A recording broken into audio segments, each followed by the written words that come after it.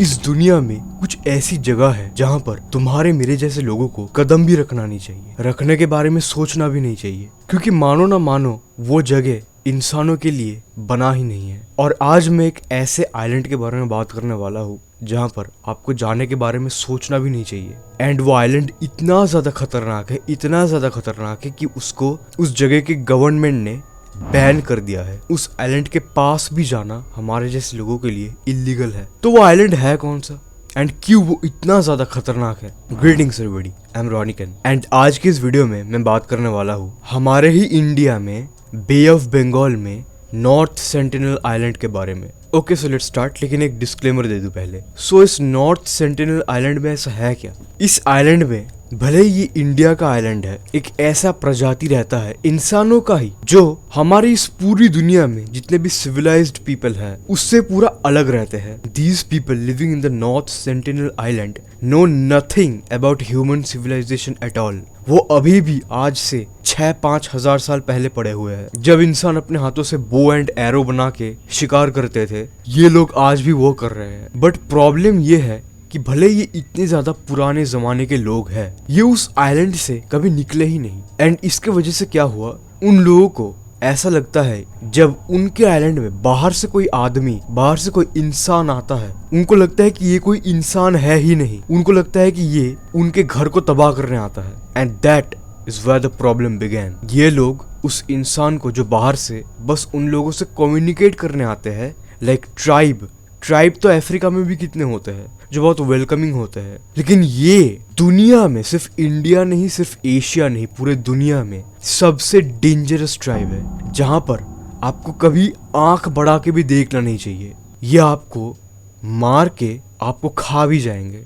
These people are legit cannibals। अब इस island के कुछ हॉरिफिक किस्से।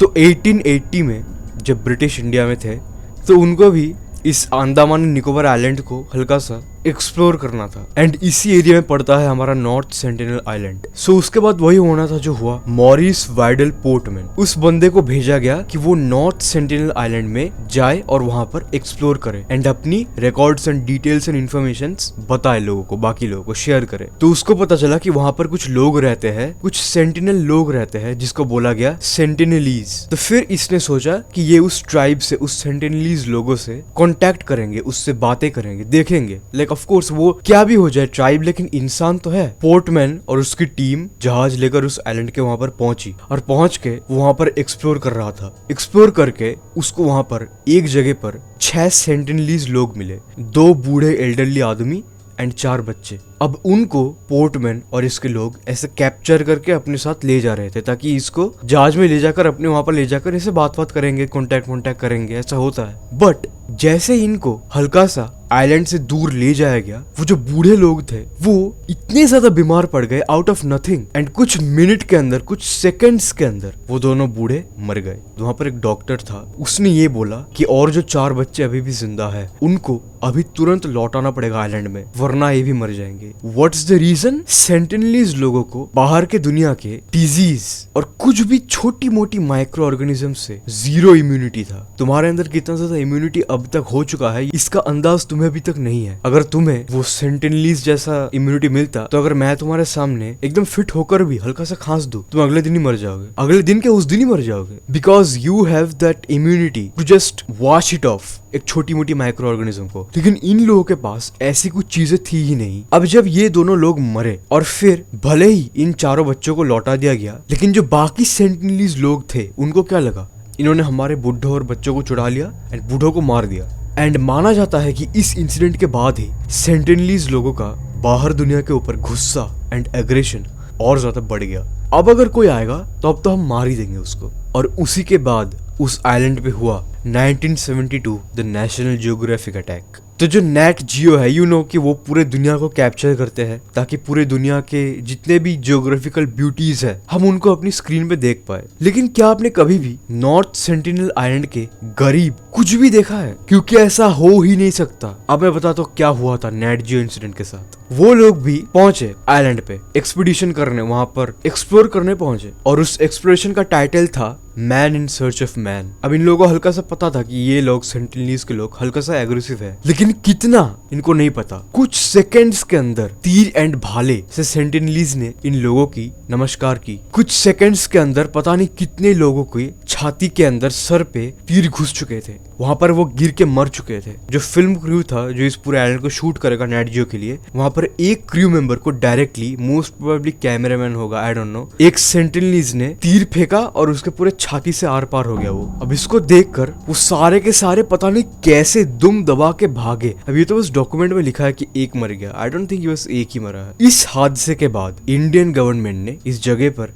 कंप्लीट रेस्ट्रिक्शन लगा दी कि यहाँ पर किसी को कभी भी जाने की कोई जरूरत नहीं है। यहाँ पर अगर कोई गया इलीगली तो कभी लौटेगा नहीं। 1981 प्राइम रोज शिपरेक इस सेंटिनल आइलैंड के अराउंड नहीं, बहुत दूर से जा रहा था, बिकॉज ये एरिया रिस्ट्रिक्टेड था, तो वो दूर से जा तो रहा था, but very very unfortunately somehow ये शिप पता नहीं क्यों उस सेंटिनल आइलैंड के हल्का सा करीब चला गया। अब तो वो शिप आइलैंड पर गया भी नहीं, बस हल्का सा करीब चला गया, जिससे वो आइलैंड का बीच क्लियरली दिख सके। उन लोगों ने देखा जैसे आज से 5000 साल पहले तीर भाले से एक बड़े कोई प्राणी का हंट करने वाले हैं, उस मैनर में सारे के सारे नहीं, most of the Sentinelese people पूरे बीच में, जो बीच दिख रहा था उस शिप से, ऐसे एक की साइड में एक ऐसे खड़े हो गए हैं। अब ये बस एक बार इमेजिन करके देखो, क्योंकि अगर आप इसको अपने दिमाग से इमेजिन करोगे तो आप वो डर को फील कर पाओगे। कितने सारे लोग बस आप पर हमला करने के लिए एक जगह पर खड़े हुए हैं। अब यहाँ पर सबसे अनफॉर्चुनेट बात यह है कि वो शिप कुछ देर पहले एक बहुत बड़े समुद्री तूफान से बाहर आया था, एंड उसके वजह से क्या हुआ कि वो जहाज उस पर्टिकुलर एरिया में आके, जहाँ से वो सेंटिनल आइलैंड का बीच दिख रहा था, वहां पर आके वो ऐसे अटक सा गया नीचे कुछ कोरल रीफ या फिर कुछ पत्थर वत्थर के अराउंड। और तब वो सारे सेंटिनलीज लोगों को देखकर इन लोगों की जो फटी, इन लोगों ने इमीडिएटली इंडियन गवर्नमेंट को एक डिस्ट्रेस सिग्नल भेजी कि हमें प्लीज बचा लो, ये लोग हमारे ऊपर चार्ज करने के लिए आ रहे हैं। तो कुछ देर बाद इंडियन गवर्नमेंट एक रेस्क्यू हेलीकॉप्टर भेजते हैं ताकि बस क्रू मेंबर्स को यहाँ से रेस्क्यू कर सके। तो जब हेलीकॉप्टर उस शिप के ऊपर वहां पर पहुंचा, उन लोगों ने देखा कि इतने सारे सेंटिनलीज लोग ऑलमोस्ट उस शिप तक पानी के थ्रू भाले और तीरे लेकर, पत्थर वत्थर लेकर, एक एनिमलिस्टिक रेज के साथ उस शिप के तरफ बढ़े जा रहे थे। वो हेलीकॉप्टर टाइम पर पहुंचने के लिए वो सारे अराउंड 32 क्रू मेंबर्स थे आई गेस, लेकिन सारे के सारे क्रू मेंबर्स को वो हेलीकॉप्टर अपने साथ रेस्क्यू कर लिया, मगर वो शिप आज भी वही परी पड़ी हुई है। 2006 में दो फिशरमैन सुंदर राज एंड पंडित तिवारी फिशिंग कर रहे थे सेंटिनल आइलैंड के अराउंड, और उनको कुछ स्पेशल मछली या फिर कुछ केकड़े क्रैब्स दिखे, और वो इलीगली नॉर्थ सेंटिनल आइलैंड के हल्का सा करीब चले गए। बट वेरी अनफॉर्चुनेटली वो लोग रात में फिशिंग कर रहे थे और वो सो गए, उनको नींद पड़ गई और वो बोट में ही सो गए। वो बोट उसी समुद्र में तैरते तैरते तैरते सेंटिनल आइलैंड के बीच में जाके अटक गया। जब वो सुबह उठे, उन लोगों ने अपने साथ देखा कि उनके बोट के चारों अराउंड इतने सारे सेंटिनल लोग अपने साथ वो सारी चीज लेकर वहां पर खड़े थे। अब उसके बाद उन दोनों को भी पता था कि दिस इज देयर एंड।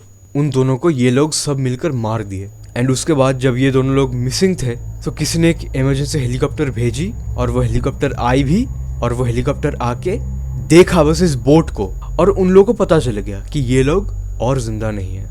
अब इसके बाद सबसे दुख भरी कहानी है जिसका मैंने थंबनेल भी डाला है। जॉन एलन चाओ, ये बंदा एक बहुत ही अच्छा दिल का अच्छा बंदा था, बहुत ही पॉजिटिव बंदा था, एंड इसको लग रहा था कि वो नॉर्थ सेंटिनल आइलैंड पे जाके इन सारी ट्राइब को अपनी क्रिश्चियनिटी सिखाएंगे एंड बोलेंगे कि बाहर की दुनिया अच्छी है एंड वो तुम्हारी मदद करना चाहती है।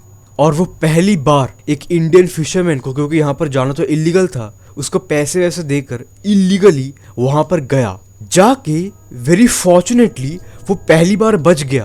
लेकिन पहली बार भी वो जब आइलैंड पे घुसा, उसको फिशरमैन ने भी वार्न किया था कि तुमको ये मार देंगे, लेकिन वही उसने पैसे दिए, अब तो उसको ले जाना पड़ेगा ही, तो उसको वहां पर ले गए। ले जाने के बाद उसकी पहली मुलाकात ही हुई तीर और भाले के साथ, लेकिन वेरी फॉर्चुनेटली वो पहली बार बच गया।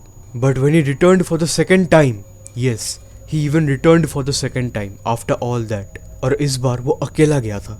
इस बार वो फिशरमैन और कोई भी राजी नहीं हो रहा था, because they knew that they gonna die, और वो वहां पर गया अकेले, और वही हुआ जो आप सोच रहे हो।